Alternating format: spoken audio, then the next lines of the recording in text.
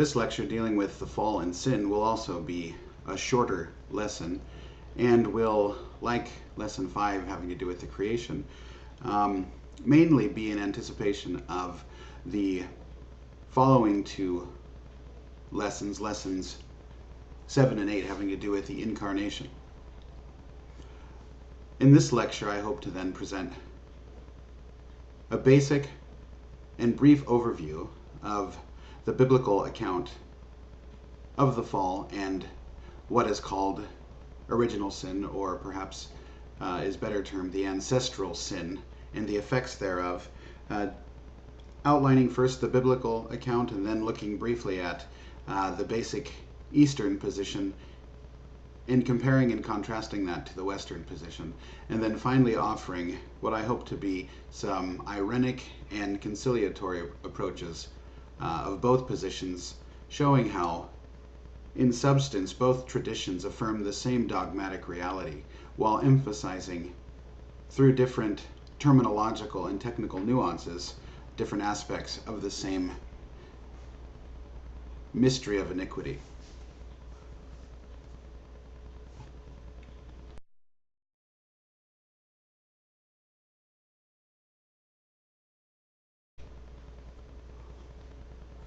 So, as the heading points out, although likely not as important as the filioque, or the place of Peter in the structure of the overall church,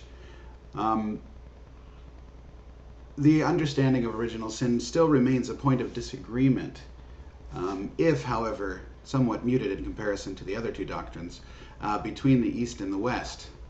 And so, with this in mind, then, I will begin to give a brief overview and general overview, and sadly will not be going into too great a detail on the finer points of the discussion, rather emphasizing the overall dogmatic viewpoint as received and articulated in the Catholic communion, while hopefully accounting for and nuancing our discussion to such a degree, or in such a manner, that the Eastern position, the Eastern Orthodox position, will also be seen and understood as acceptable, and the two traditions not in radical opposition. So, first of all then, a basic question, or a basic set of questions is, well, what is the nature of the fall? How did it occur? What were its antecedents, and what were its consequences? Especially then in terms of effect, what is the effect of the fall with respect to Adam in himself and in his progeny? And in terms then of its effect, then the further question comes, or arises, how is original sin transmitted? In general, one might say then, the Eastern approach emphasizes death as something inherent to finite beings, that is, created beings coming, or created out of and coming from nothingness into being, and the consequent of death in terms of the corruption of the body, and by extension, as man is the head of the entirety of creation, the corruption of and disorder found in the rest of the material order, the material reality. The Western emphasis, however, is upon the loss of original justice and sanctifying grace. Original justice, then, refers to that gift of not sanctifying grace insofar as it places us in a direct and familial or covenantal relationship with God and with other believers, but rather in terms of original justice should be in terms of, or understood in terms of, the manner in which there is a gift to mankind that maintains a proper order within man between his rational or higher faculties and his lower powers, that is, his sensory and dispositions that arise from physical passion. So original justice represents then this gift of order in man's original constitution, an order that allowed him to maintain the proper relationship, or better hierarchy, between the rational and the sub-rational components of his composite nature. And then sanctifying grace, then, is what specifies and actualizes man's capacity, his natural capacity, to enter into a direct relationship with God. And sanctifying grace then redounds upon the soul and the body, in the Western understanding, in terms of rendering that person able to love God in an adequate or even perfect way, and then the body be purified and divinized as well. And also then, that might be considered the created aspect or term of sanctifying grace. And on the other hand, sanctifying grace disposes and renders possible a supernatural relation with God himself, in which the love of man is accepted by God as pleasing to God, and the man is, or the human person is, able to be in a direct and interpersonal relationship of communion with the divine persons. So sanctifying grace then has a created term or realization, but primarily it should be understood in terms of the uncreated gift of the Holy Spirit, that is, that by which man enters into personal communion with God. So in both cases, however, even though the emphasis between the East and the West are upon different aspects of the same mystery, that is, the Eastern emphasis upon death and corruption and the Western emphasis upon the loss of original justice and sanctifying grace, in fact, there is substantial agreement within semantic variations between both traditions. So, for example, while the West emphasizes the loss of original justice and sanctifying grace in terms of articulating its understanding of the effects of original sin, what we might call how original sin manifests itself in Adam's progeny, the West also affirms with the East that death is part of the curse, physical death and physical corruption and the disorder of the mind and body and of the entire created order. So the West and the East are in agreement substantially upon this, even though the emphasis is different. On the other hand, the East, while it emphasizes death and corruption, it certainly doesn't deny it. In fact, it affirms in figures such as Athanasius, St. John Chrysostom, St. John Damascene, and others, that if they don't use the terms original justice and sanctifying grace, that is more prevalent in the Augustinian tradition. Nevertheless, these Eastern figures affirm the substantial effects of the loss of what the Westerners call original justice and sanctifying grace. That is, the Eastern theologians affirm that there arises within man himself a disorder between the passions, the lower physical tendencies, and the rational, free components of the will. It also affirms that there's a disposition to sin, a kind of foreordination that pertains to nature itself as received from Adam towards sin and towards acting in a manner that is not in accordance with God's command, nor in accordance with communion between God and man. So moving back again to the fourth point, the fourth bullet on this is, I think it's manifest that in both cases between East and West, there is substantial agreement within the traditions on the main points of the fall and its effects, that being original sin. However, there remains a difference in emphasis and language, especially language concerning nature and supernature in our understanding of sin. Now, we will touch upon these three terms throughout the lecture, but just briefly, let us go over these three terms in order to kind of set the stage, and if they aren't dealt with specifically later on, they will be dealt with now. So first, with respect to the East and the West, both admit that by nature man is capax Dei, that is, man is naturally capable of God.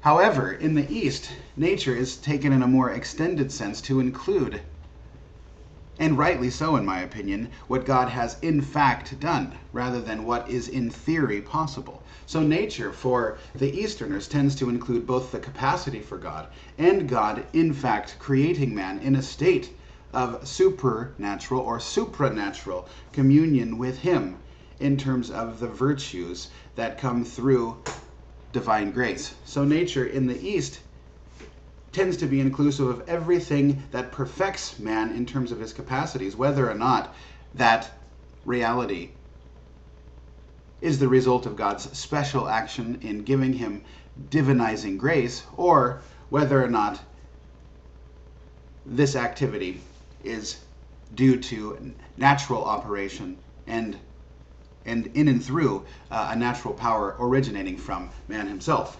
So on the one hand, as Athanasius notes, all the gifts that man received in his creation, that is, supernatural communion with God, clarity of vision, communion with the Word, supernatural charity, all of these things aren't the result of or due, strictly speaking, to humanity in his nature as such, but rather they were gifts given by God to humanity for humanity to employ in order to maintain communion and deepen communion with God, and to bring creation recapitulatively to its perfection in and through man, the mediating nature, and in and by returning it to the Father.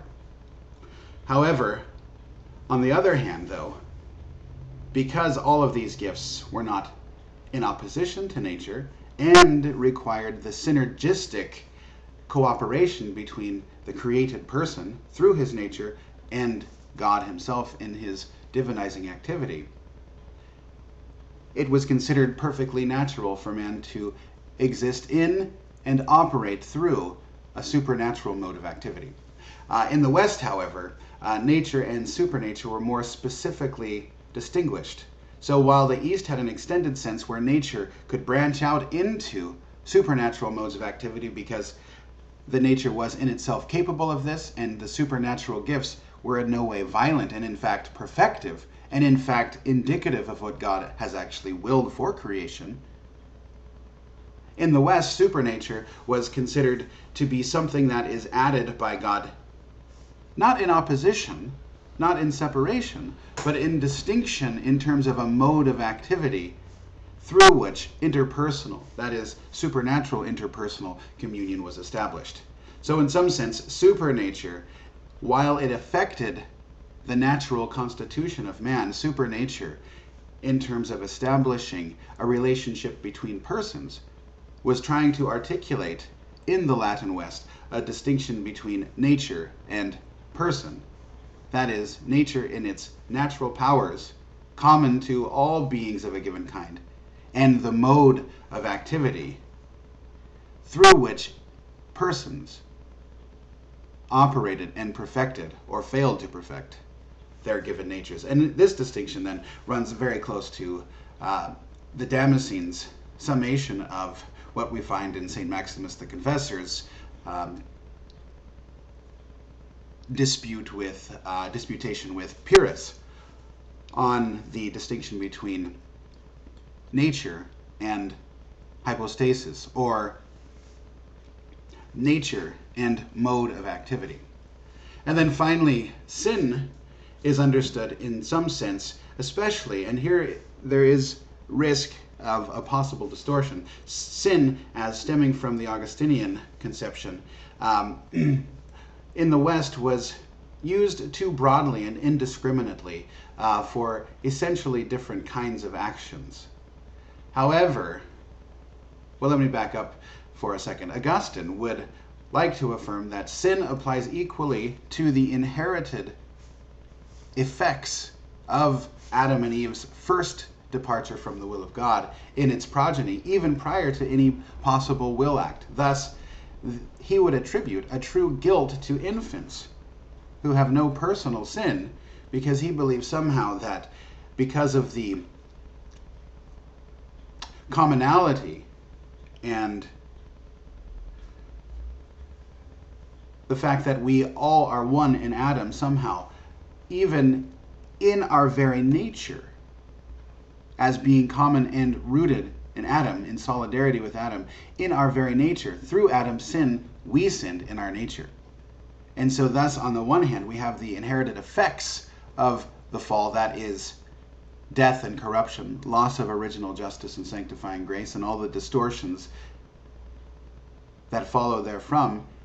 Augustine is happy to affirm that because of our solidarity in nature with Adam, each individual person is born with some sort of willed, literally willed sin. And then, of course, there's personal sins, which are free actions with knowledge and consent that turn away from the divine commandment and thus divine love and communion with God. And so in both cases, Augustine would attribute both, or predicate sin of both examples. That is, that inherited sin from Adam and personal sins that each of us commit. Now, I think this is a great confusion because it precisely fails to preserve the distinction between nature and person, that is, nature and hypostasis, and attributes to all of Adam's progeny a sin of nature, which in no way was able to be manifested through a personal action, and thus is really not properly called sin. And we will see in the following slides that in the new Catechism of the Catholic Church, there is a distinction between original sin and personal sin that states very clearly that sin, the term sin in both instances, is only similar analogically.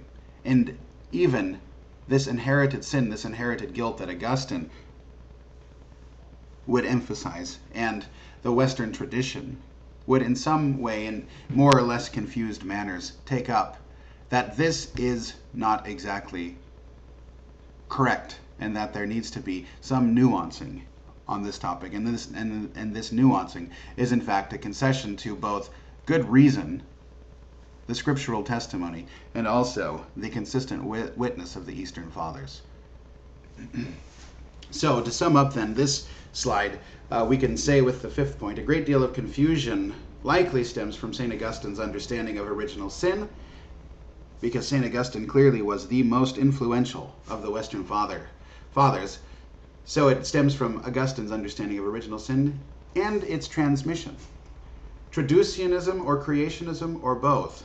Now, on this point, Augustine was never clear, and in fact at one place said that this is the most mysterious question he's ever dealt with, that is, the transmission of original sin.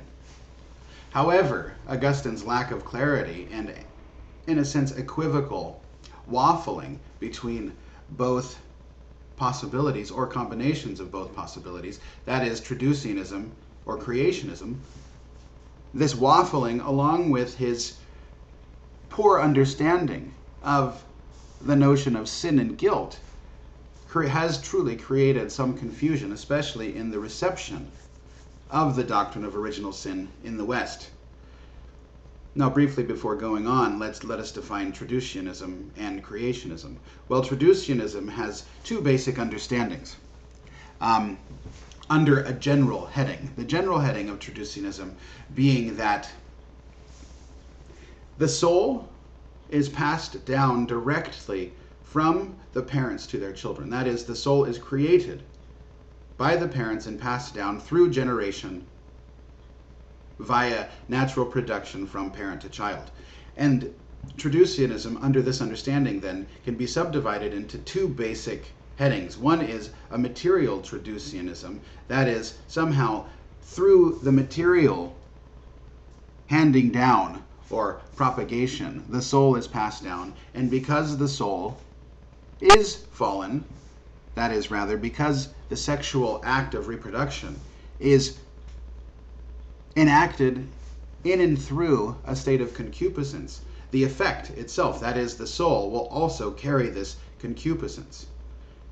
And the concupiscence itself is passed down in the material body of the child itself.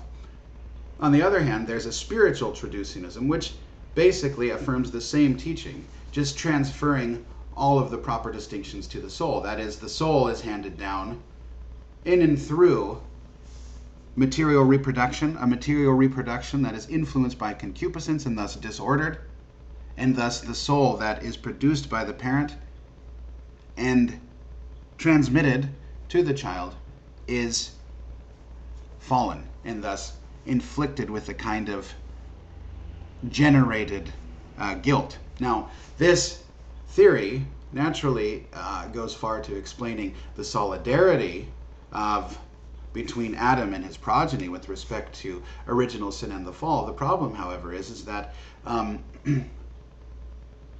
it makes mash of the unique spiritual constitution of the soul. That is, a physical cause cannot produce a spiritual effect, and moreover, it seems to locate sin in an act of generation which is material and physical rather than sin in the will.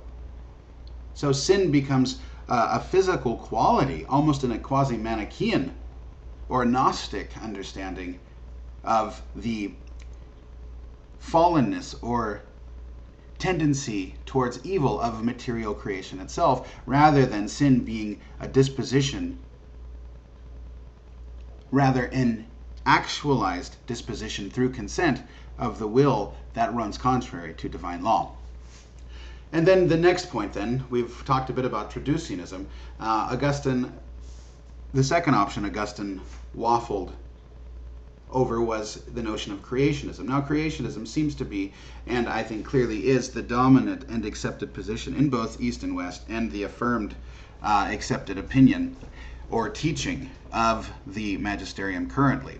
And I think it's safe to say that creationism is affirmed by those Orthodox jurisdictions not in full communion with the Bishop of Rome. And creationism basically affirms that upon the act of human generation, that is, the generation of a physical body disposed towards a soul, God acts immediately and directly in creating the rational soul of each human being and infusing that rational soul in each individual body on the moment of, or at a point in which the physical body is sufficiently disposed towards receiving the soul. So creationism affirms that the soul is created directly by God and infused directly by God into each new human person.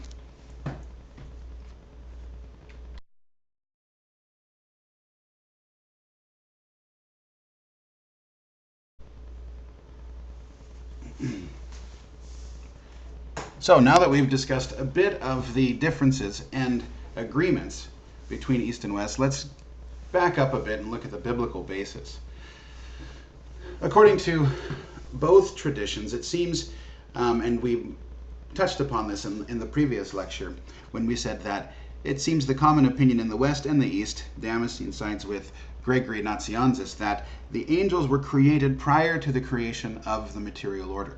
And then when we look at the biblical text and the narrative of the temptation of Adam and Eve and the fall, we see first that from the perspective of Apocalypse chapter 12, a kind of symbolic and perhaps holographic, or perhaps better, telescoped view of the creation account. That is Apocalypse chapter 12, the vision of the woman clothed with the sun giving birth to the man-child, and then the revolt of the dragon and the response of Michael the archangel in driving the dragon out of heaven. It seems that Lucifer, that is Satan, clearly fell prior to the fall of Adam and Eve, and in fact the war in heaven described in Apocalypse chapter 12 seems to indicate that there was a war in heaven on the basis of some vision that the angels had of the woman who gives birth to the man-child, whom the angels are called to serve, and who will rule the nations with a rod of iron. This seems to be the occasion of the fall of the angels. And then moving into the creation account then, Adam and Eve, as we noted in the previous lecture, were constituted and in a state of blessedness and peace and integrity, and placed in what is called a garden, or a paradisal state, and given basically one commandment, that is, not to eat of the tree of the knowledge of good and evil. And having already mentioned the fall of Satan and his minions, we see that envy was stirred up in the heart of the devil, that is, the locus of his will and affections. Envy was stirred up in the devil, according to Wisdom chapter 2, verse 24. And the Satan couldn't stand the fact that man, created in the image of God like him, although of a material being as well, a composite being including matter, would be able to remain in this state of innocence and perfection and communion with God. And also, it might be noted that the war in heaven, that is the account rendered in Apocalypse chapter 12, where the dragon is portrayed as attacking the woman and her offspring, perhaps may explain why in the garden the woman was approached first by the serpent, that is, by that ancient serpent, the dragon, the devil, because perhaps Lucifer was already seeing in the physical reality the rendering real and concrete and historical that vision he had seen, and which had caused him to rebel, as revealed in Apocalypse chapter 12. And so he goes after the woman first, because he knows the woman is going to bring forth the man-child who will rule the nations with a rod of iron, and be, in some sense, the king of the entire created cosmos. And so, out of envy then, the devil proceeds to tempt the woman. And from this temptation, the woman is deceived into thinking that she perhaps wouldn't die, and if she ate of the tree of the knowledge of good and evil, and it looked good for food, and perhaps God was, in a sense, trying to hold her back. This is what St. John Damascene and St. John Chrysostom describe as the pride that resulted from the deceit and envy of the serpent, the pride of wanting to go outside and beyond God's established and revealed will. And so in this sense, then, we can say that with John Damascene, that the action of the woman being deceived and then persuading in her pride the man to take part and to eat of the tree of the knowledge of good and evil was the first sin, which was a turning of the will from God towards matter and creation.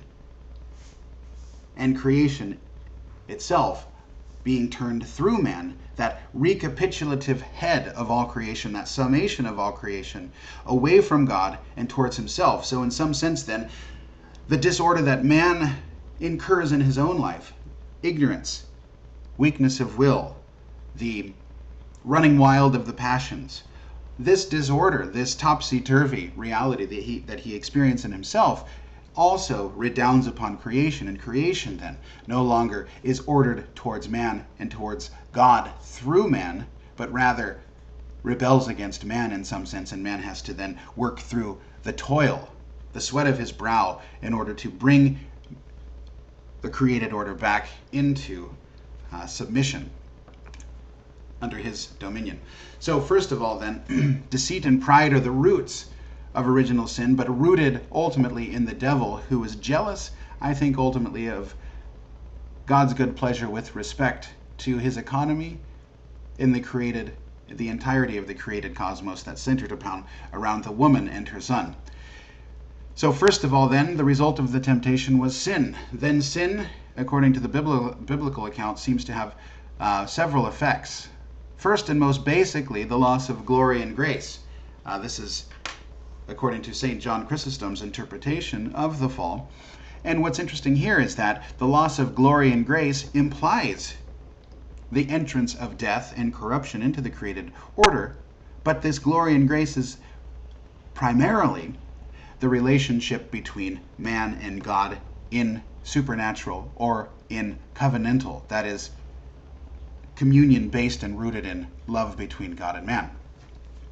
So this actually corresponds quite closely then to what the Westerners or the Latin theologians will want to emphasize when they say original sin in its effect is the loss of original justice and sanctifying grace. Well, clearly for the Franciscan tradition especially, who depend very heavily on St. John Damascene and the entirety of the Eastern tradition on this question, sanctifying grace is nothing other than charity.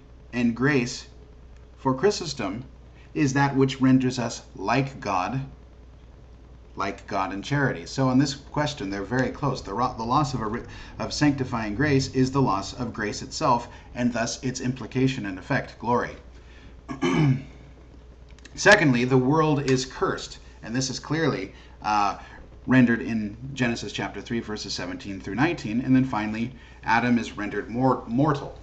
So in this sense, the biblical basics of the fall and its effects correspond to either the Greek or the Latin traditions, and it's a matter of picking out the points of emphasis and distinctions between or within the two traditions that specify or manifest the differences. It's not so much a difference in substance, but rather a difference in, or a set of differences in terminology and emphasis.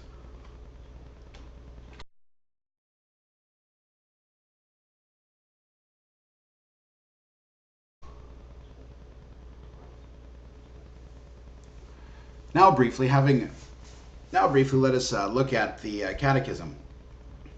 And I think the Catechism does a fine job of trying to do justice to the Western tradition, or to whom it's primarily speaking, but also do justice to the genuine insights and qualifications that are found in the Eastern tradition, especially concerning the nature of inherited guilt, which I think is a very problematic concept and is, if not analogous, I would say almost metaphorical. I'm not exactly sure if there's a serious theological account that can be given with respect to this notion of inherited guilt as understood and taught by St. Augustine. So the Catechism then tries to split the difference. First of all, the Catechism specifies that the original sin is the loss of original holiness and justice, that is, sanctifying grace and original justice. Distinct moments in the manner in which God interacts and relates with humanity. Sanctifying grace is that which renders the person acceptable to God as a co-lover of God or in a loving communion with God. And original justice is that which explains and allows us to preserve the proper order between the mind and the passions, the spiritual and the physical, the personal and the natural.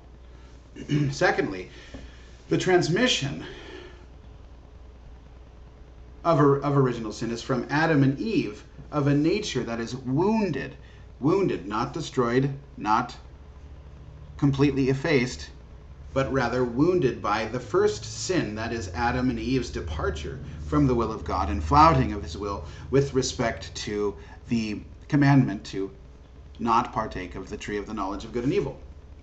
So we receive a nature wounded, and this is common. It's a nature wounded. This is common between East and West. We receive a nature wounded by the first sin and hence deprived of original justice and holiness. So the basic aspect is a loss of original justice and holiness. And this is important because the loss of original justice and holiness is precisely that grace.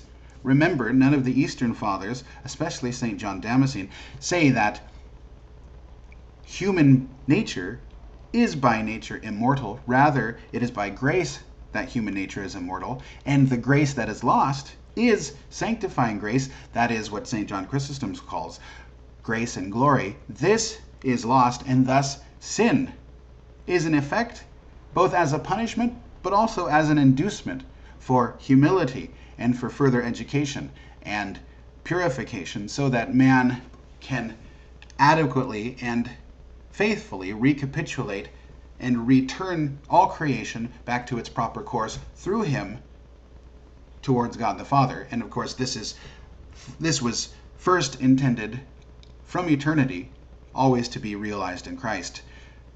And so it is perfectly manifest and effected in Christ in the economy of the incarnation. So we have a nature wounded by sin and deprived of sanctifying grace and the order between the personal and the natural in which we were created. Also then, the Catechism specifies that this weakened human nature is ignorant. That is, it no longer, in a clear mirror, to use the language of St. Paul in Corinthians, it no longer communicates with the eternal Word. It no longer sees clearly and directly and distinctly those logoi in which all things and through which all things are created, which in their limited manner participates on the one hand in and also exemplifies that infinite Word who is the Son of God. So man is ignorant. He is prone to physical and psychological and spiritual suffering. He is subject to death, and moreover he's inclined to sin. All of this is common to the East and West. Next, original sin in its effects is propagated, not imitated. So in some sense, and this is where perhaps Augustine's understanding of inherited guilt because of a received nature that is common between Adam and his descendants raises further questions. Because if original sin is propagated and it is properly a sin, well, then it's clearly a very problematic doctrine. Because one obviously cannot be guilty of sin if one does not act in a personal, that is, free manner.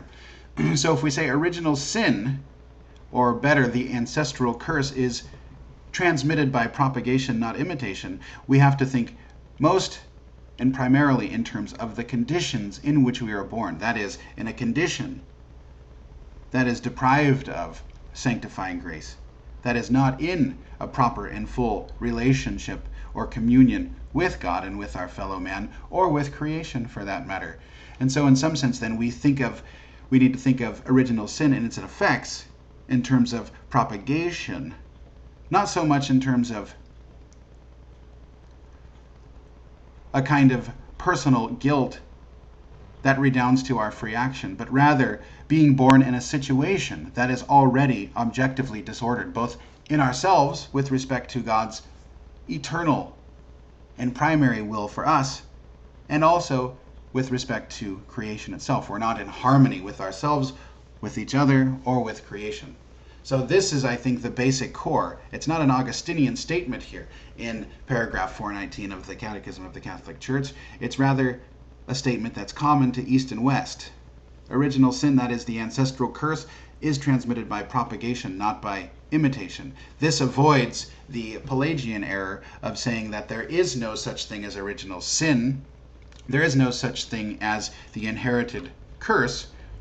It's rather just everyone is born in a kind of neutral state, and one only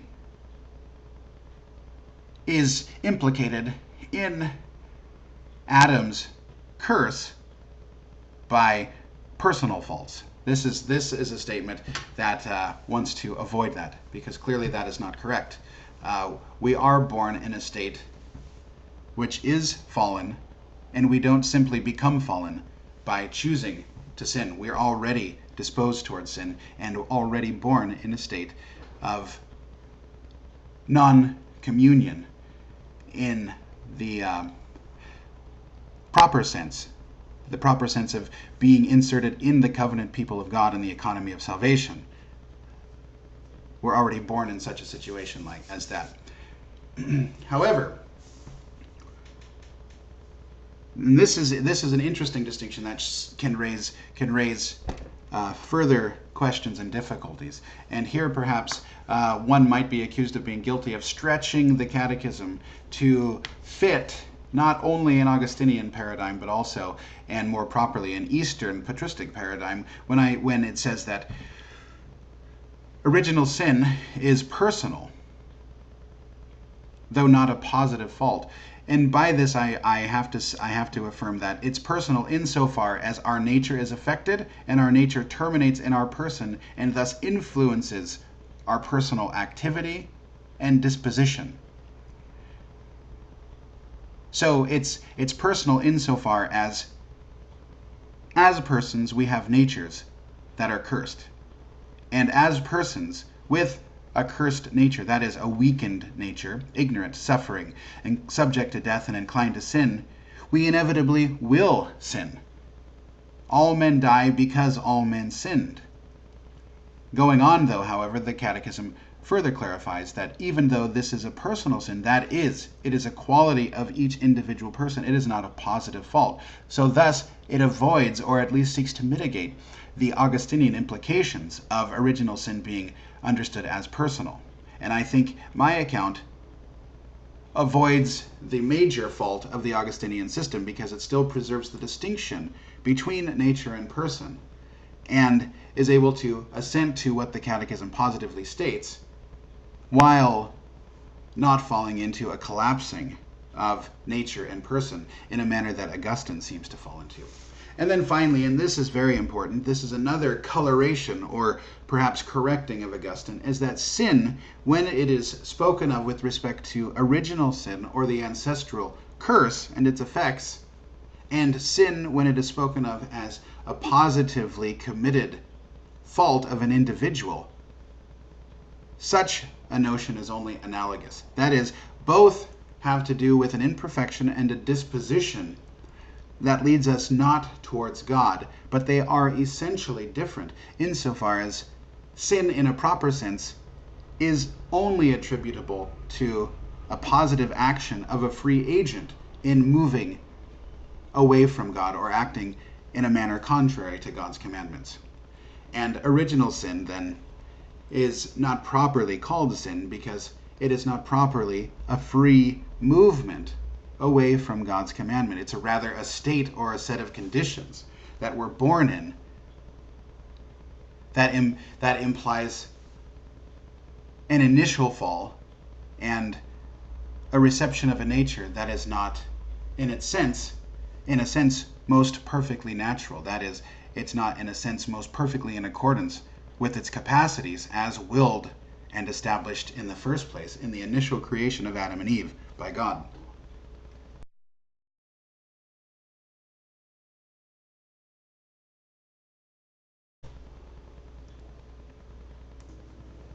So if one were to summarize the Eastern understanding, we can say then, and this is a kind of recapitulation and review of the previous slides, that the Eastern understanding emphasizes the loss of glory and grace, and then the death and corruptibility that is an effect of individual sin.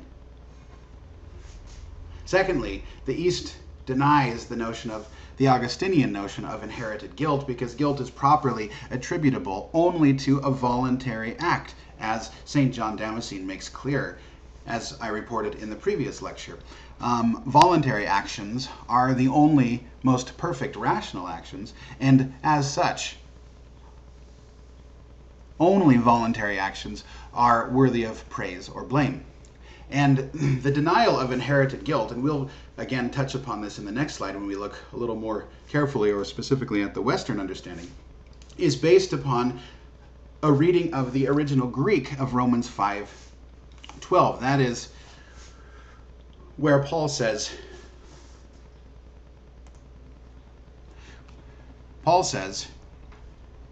because of this, as by one man sin entered into the world, and by sin death, and thus to all men death passed, for that all sinned.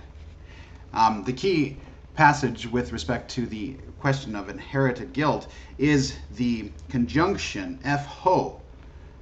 In Greek, the passage reads, Kai hutos es pantas anthropos hothanatas dielthin ho pantes hemarton. And this ho is key because it states a causal conjunction rather than being a prepositional phrase. And thus, all men, or death passed on to all men, according to Paul, because all men sinned. Whereas in the Latin West and the Vulgate, the text, the same passage is rendered, instead of because all men sinned, it's rendered in quo omnes peccaravunt, in whom everyone sinned. So it locates, and this is what justifies Augustine's understanding of inherited guilt based upon the solidarity, the natural, consubstantial solidarity of Adam with his progeny, and his tortuous reasoning in trying to attribute personal volitional guilt to infants who don't have even the use of reason or will yet, is based upon this Latin Vulgate rendering. And in fact, the Eastern position, as expounded by especially St. John Chrysostom, is the correct position. Death passed on to all men, ho, because all men sinned, rather than in quo omnes, in whom all sinned. But however, even if the East denies, and rightly so, this notion of inherited guilt, the East does affirm with the West the effects of Adam's sin upon his descendants. And those effects we've already mentioned. So I will forego mentioning them again here.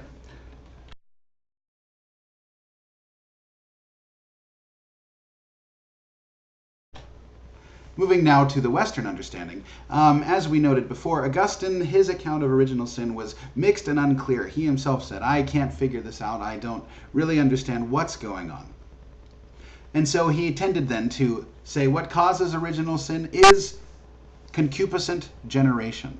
Concupiscent generation that passes down original sin to the person either through spiritual or material traducianism, or perhaps even the soul being directly created by God somehow. It acquires this taint of guilt through human propagation. And this still remains, again, the common position of Western theology as you find it manifest in figures such as Anselm, Aquinas, Bonaventure, Scotus. And this problems remain. So, we've touched upon this in the previous lecture, Romans 5:12. The more correct rendering of the Greek into English is death passed on to all men because all men sinned, implying that it's because of individuals who sin.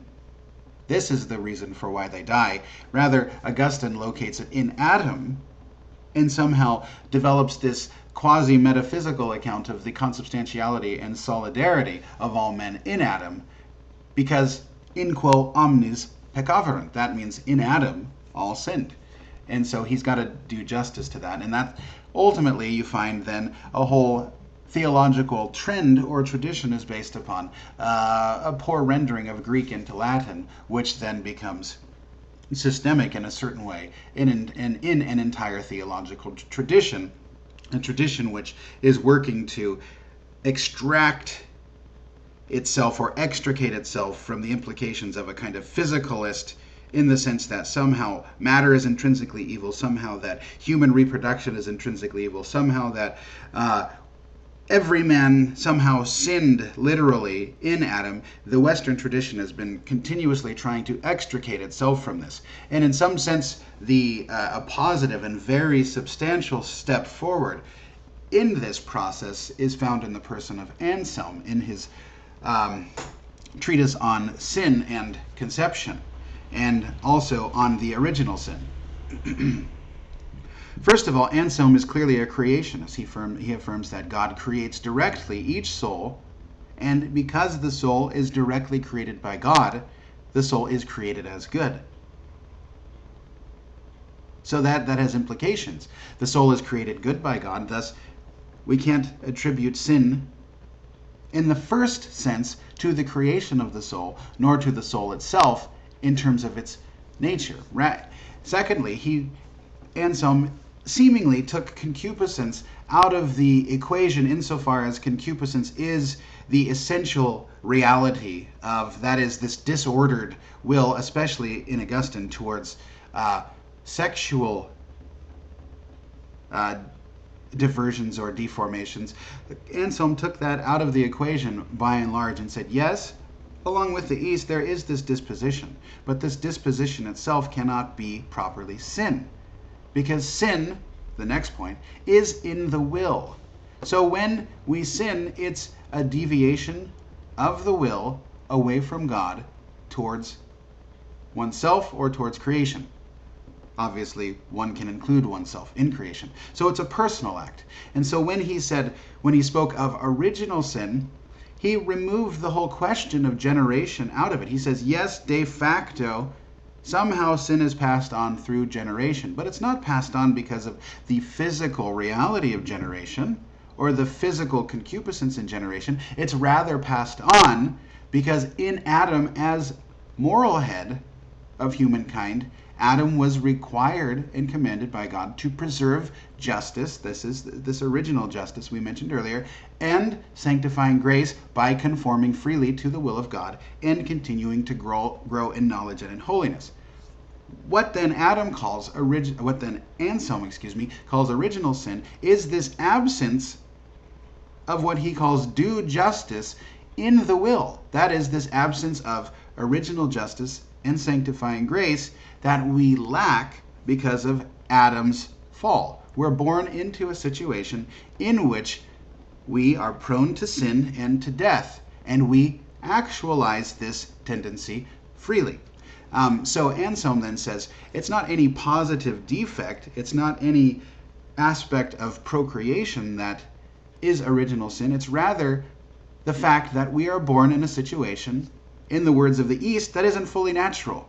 That is, isn't natural in its full capacity, that is, to be in communion with God. And in the West, it lacks these gifts of grace and justice that characterized our original creation. So Anselm locates original sin then, not in concupiscence, not in some physical reality of generation, certainly not in God's creation of each individual soul, but rather in the fact that we are born in a state in which God's primordial will is not fully realized. That is, we lack the justice of the righteousness, is a better term. Dikaiosune is a better term in Greek. We lack the righteousness that God wanted us to have in creation, in Adam, and ultimately perfected. And, in my opinion, following Maximus the Confessor and Duns Scotus, what God in the first place, and St. Gregory Palamas, what God intended in the first place in Christ. So this lack of due justice has to do with we are not in Christ when we're born. We have to be baptized into Christ. So Anselm then represents a key substantial correction of Augustinian tendencies in the West, even though he, in his understanding of the atonement, this kind of substitutionary atonement, this cosmic exchange theology, perhaps is rightly pilloried by Eastern theologians, although David Bentley Hart doesn't think Anselm actually holds to this position, and I tend to favor Anselm myself, but that's beside the point. On this creation of sin, original sin, and the will, Anselm is a remarkable figure and remarkably important. Moving on then, however, to St. Thomas Aquinas, who still remains the dominant and for many the only Western theologian, save Augustine, but in fact Aquinas just perfects Augustine for many people. And also, it should be noted, Augustine himself was not a big fan of Anselm. Aquinas is not as clear in his distinctions in his moving away from Augustine on these points of inherited guilt and concupiscence. So Augustine says clearly, Aquinas says original sin is a fault, but he tries to not fall into the traducianist understanding of inherited guilt and this quasi metaphysical notion of solidarity between Adam and his progeny, explaining the voluntary sinfulness of an infant. He doesn't fall into that, but he does hold that original sin is a kind of fault, and it is truly a sin, and in fact, it is still concupiscence that materially that is the disposition to sin, that is materially what constitutes original sin. However, and this is where he comes close to Anselm, that it's in the first place, or formally, the privation of original justice that constitutes original sin. And in some way, then, Aquinas is also trying to locate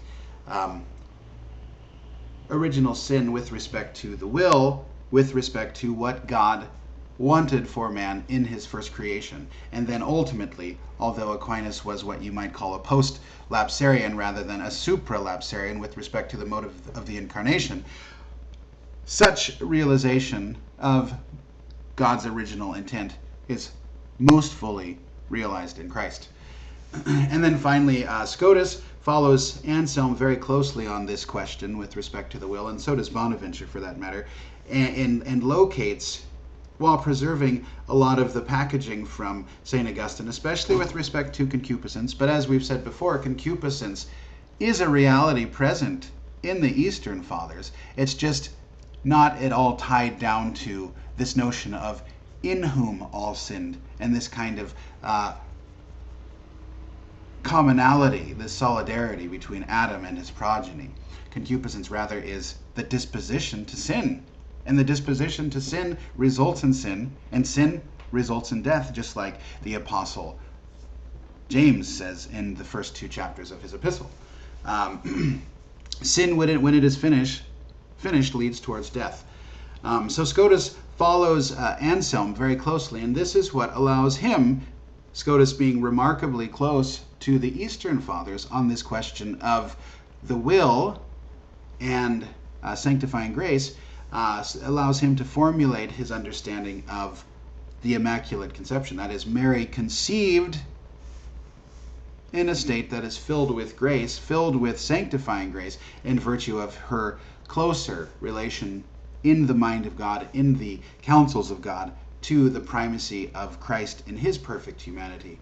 And thus, though physically, like Christ, descended from Adam, in terms of the economy of salvation and finality of creation, and in terms of the moral headship, Mary is closer to Christ, in fact so close to Christ that she can supply him his humanity from her own unfallen humanity.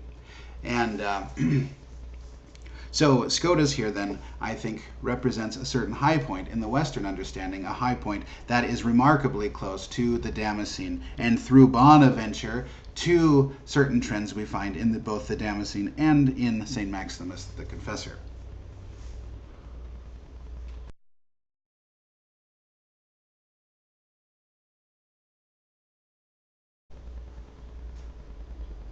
So finally then, we'll just end with some convergences and continuities.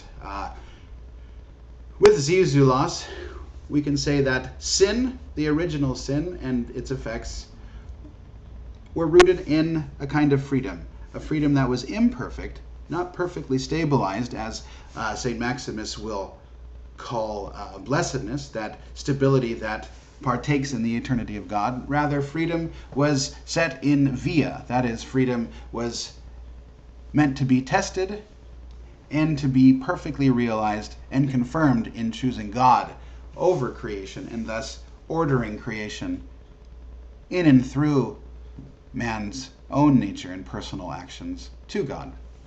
So ultimately, the fall was a misuse of freedom for zizoulos, and this misuse of freedom is characterized by man's free saying no to communion between God and man, and a turn rather towards himself and towards creation. And this induced hatred and envy between men. It induced, as St. John Chrysostom says, the loss of grace and glory, confirmed in the West by figures such as Bonaventure, Scotus, Anselm, Aquinas, the loss of original justice and sanctifying grace. Sin itself, because all men sin, produces death, as James the Apostle says, and as Paul the Apostle says in Romans chapter 5, verse 12. But this loss of grace and glory doesn't just produce death, it produces blindness of mind and weakness of will, as Paul says in the first 2 chapters of Romans. Moreover, this loss of grace and glory produces disorder in the physical order, physical suffering. And in sum, then, we can say that the East and the West share that the common notion that man is born into a state tending towards death. And in this tendency and its realization results in death through sin. It is a state of imperfect communion with God, and because of this imperfect communion with God, man is in imperfect communion with other men and with the entirety of creation. And in the next 2 lectures, then, we will have a look at how Christ, as that first intended by God, that reality first intended by God to communicate his love outside of himself, isn't merely a plan B, but rather encapsulates and recapitulates and redirects the misdirection through sin in and through himself and his sacrifice on the cross and his resurrection and ascension, so that God's purposes will always be realized. And because Jesus is the son of Adam, all of the sons of Adam are recapitulated and raised up in his resurrection by nature. And in terms of their hypostatic free actions, that resurrection is either towards eternal suffering or eternal well-being.